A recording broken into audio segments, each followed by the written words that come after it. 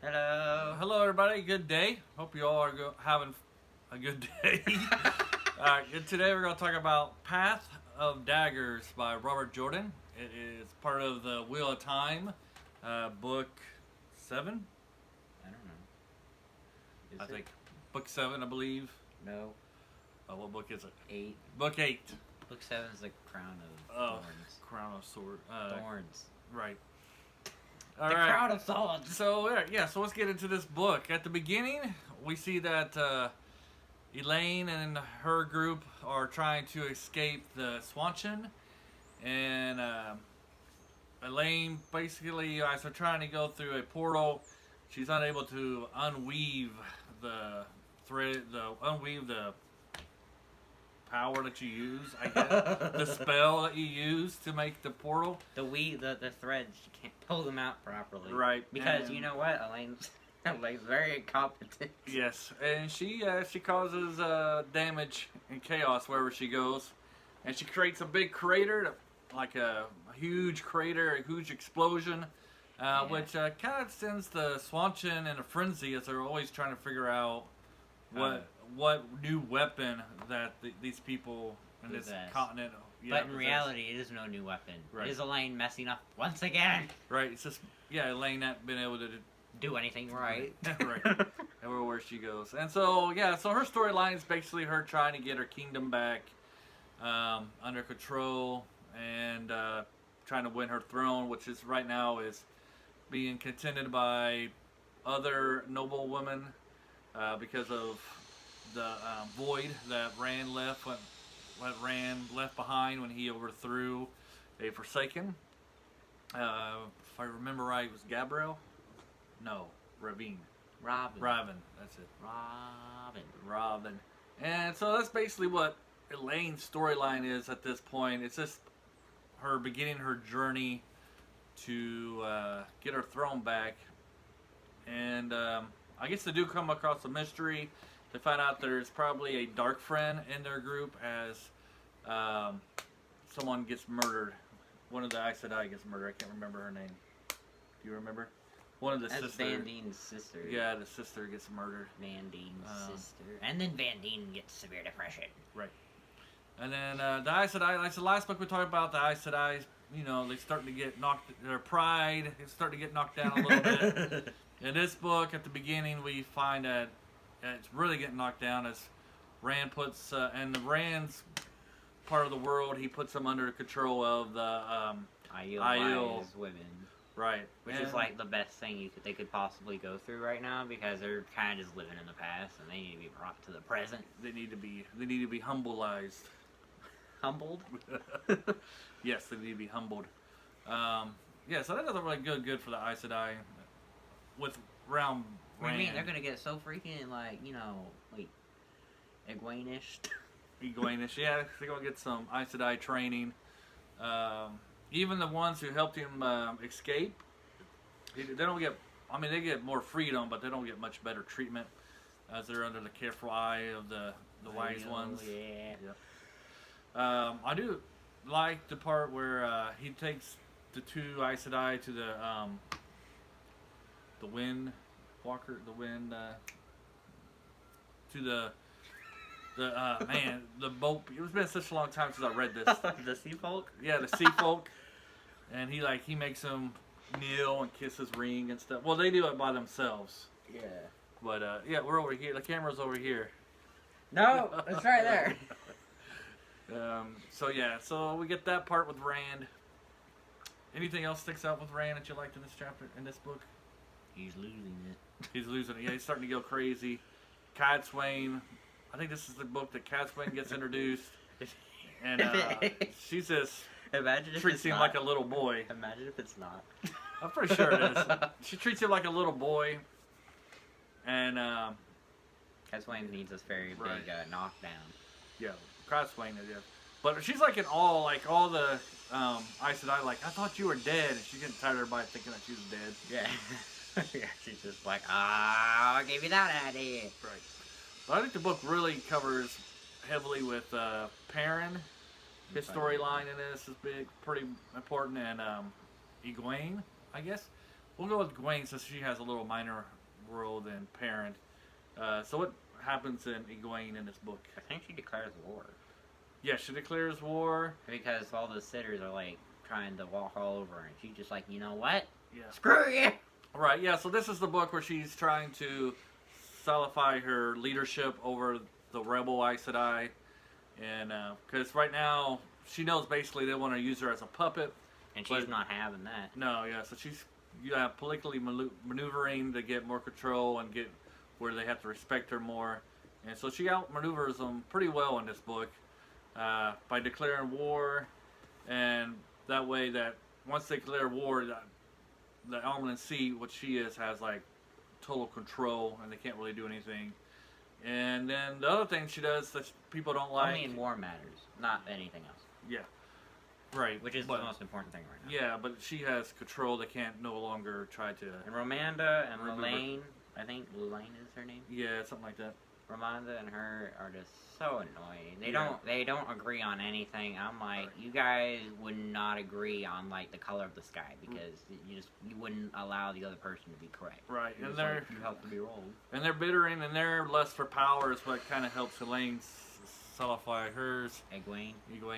What did I say? Elaine. You said Elaine. Oh, and Egwene. also if Elaine was there on Merlin's seat. It'd be trouble. Goodbye, Aes Sedai. You're all going down. Right. So yeah. So Egwene. And then she does something that they don't like, and that's that she allows any woman, no matter her age, to be able to enlist and able to learn how to use the one power. And you know what? They get a lot. Yes. Yeah. It's funny because they're always complaining. They're like, oh, we can't find any novices or anything. Right. And then it's just like, well, maybe if you broaden the search, right, you'd get more people. Exactly. So basically, later on we find out she probably like triples their numbers because she's allowing anyone to come in, no matter their age. Some of the Aes Sedai aren't against that though. They're just like, yeah, some of them are. They're just like, okay. Yeah, but a lot of them are like, why? And then they're like these wilders and all that stuff. And I'm like, well, they wouldn't be wilders if you didn't find them. Now would they? Right. So whose fault is that? Well, yeah, it's because of their. I think because of how they operate.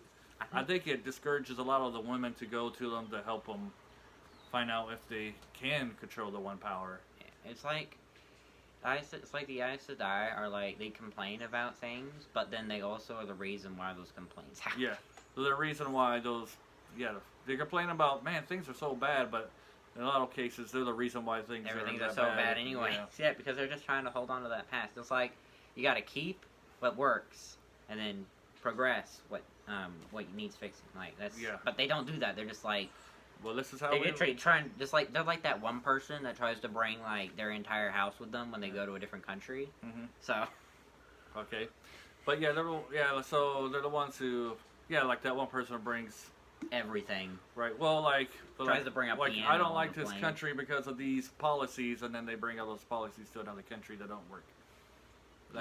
They're unwilling to change. They're like, well, this is stupid, but because we have done it for thousands of years, we'll keep on doing it. Yep. It's not 1,000 years ago. You gotta get up with the times. You know, you have the Dragon Reborn sitting on the thrones of like everywhere, and you have you sitting here being stupid.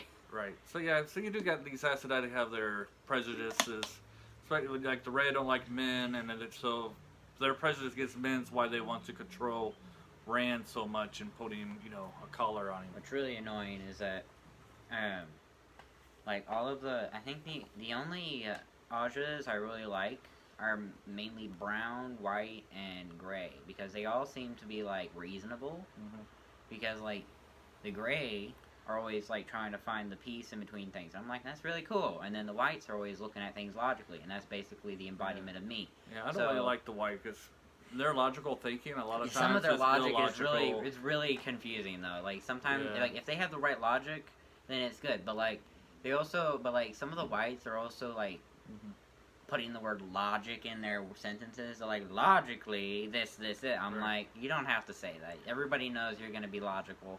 Right. And then, the Browns are just the Browns don't do anything. They just read books. Well, yeah, they just read books. You get a little bit later on why they read books so much. Anyway, so then, but I think the main focus of this book is probably around Perrin and Fael. Shido. In the, well, no, not the Shadow on this one. The Shadow are the beginnings. Shido, not Shadow. Yeah. Well, anyways, they're at the beginning. Their storyline's starting to pick up there at the end. Savannah's probably no better than a Dark Friend, anyways. Right. So, in this, we see that Elaine's mother meets up with Perrin, even though she doesn't introduce herself. She goes by a different name. Wait, who are you talking to again? Who are you talking about again? Perrin, Elaine's mom, is in this book. This is when they first meet together with her and her rogue of... Oh, yeah. Her rogue of people. And the guy had ears on a string. Yeah. So at the beginning of this book, we see that Fael and Perrin are still kind of bickering and don't really get along right now. They're having a little bit of marriage problems, mainly because of Berlin. Berlin is annoying me. Yeah. And so, but they go on, and we see how well that Perrin and Fael work together when it comes to recruiting the Queen Alejandra. How do you say her name? Alejandra. Is it? I don't think it's Alejandra. It's a... Laundry. Yeah. Laundry. A laundry. No, it's laundromat. Yeah, something. But when they're recruiting a queen, we see this how well they work together. It's really funny though because everyone thinks the parents playing the game of houses, but in reality, he's literally just telling them what's going on. Yeah, he's like he just gives it to everybody straight, and everybody thinks he's doing these secret under messaging and stuff. Like I would joke that Perrin would ask for like a glass of water, right? And then a servant would bring him like a toolbox or something. He's like, I asked for a glass of water. Right. Well, he would ask for a glass of water, and then the person he's talking to would be like, "What does he mean by a glass of water? Is he trying to tell me something?" That's just like and the reader, us as the reader, just like, no, he's thirsty. Yeah. So, yeah, so then you got Fael, who is like that. Who kind of does like a little double talk, you know. So basically it's like, you have Perrin who's like laying it all out, right? And then you have Fael that's just like planting little seeds there. Right. Just like, try and get around those two. Yeah, so they work really well together in this book, and they're able to get the queen. And then at the end, Fael kind of runs away with another man.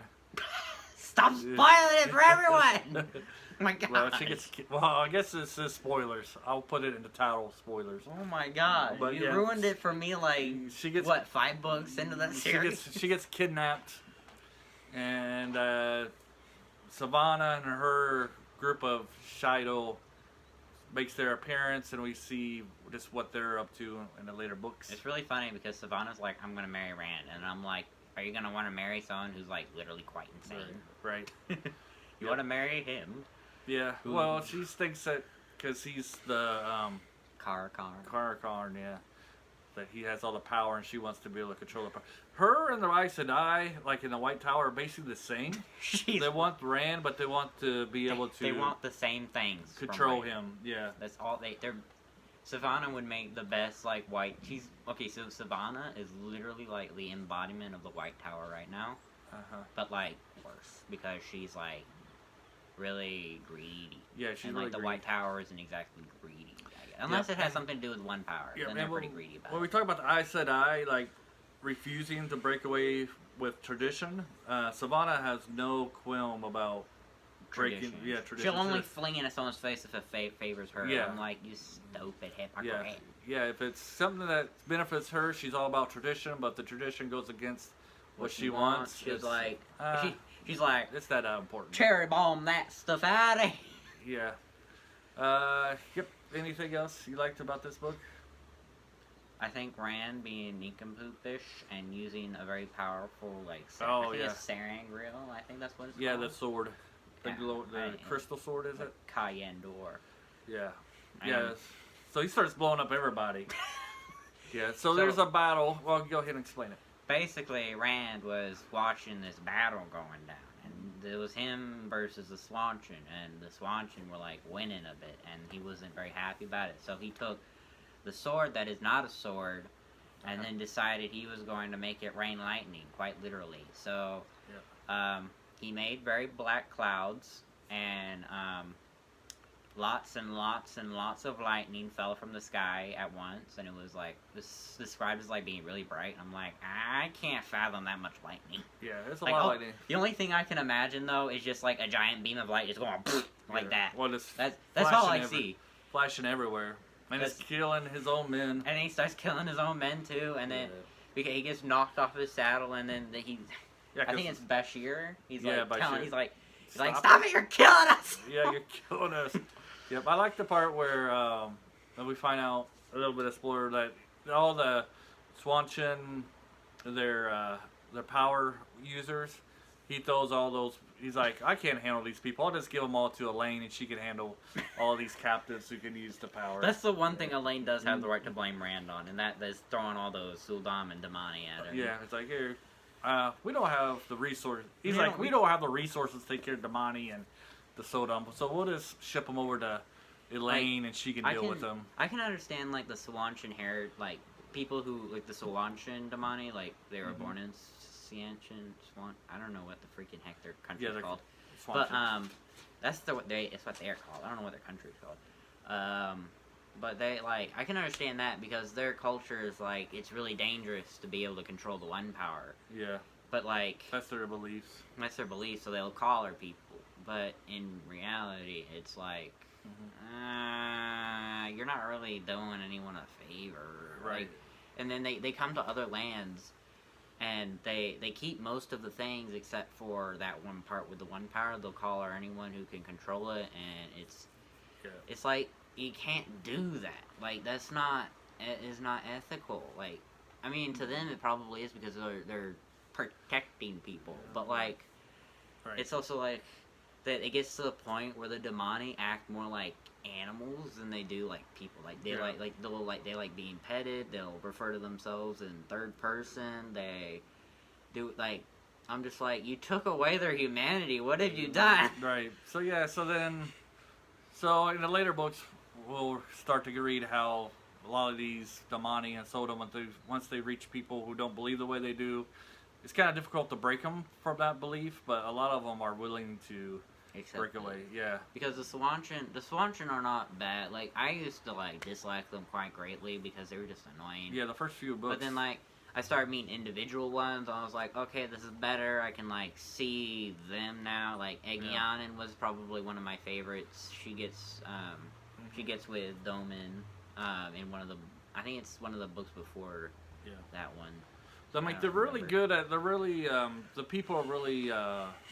Hold to beliefs. They really want to do what's good, but some of the things they believe is good is not really good. Good, right? It's good for them. It's good to them. Not good for them. To their culture and their traditions. But it's just how they are, and I'm just eh. Yeah. And then they also get on the people about talking too slow, and I'm like, well, maybe you talk too fast. No, they think other people talk too fast, and they talk too slow. No, they think they talk. They think everyone else talks slow. No, they think everybody else talks fast. But they talk fast. Well, they just slur their speech. But they talk fast. The Swanchan don't talk fast. They talk fast and slurred. Well, it's slurred, but they think everybody else talks too fast. Honestly, I don't know how that would sound.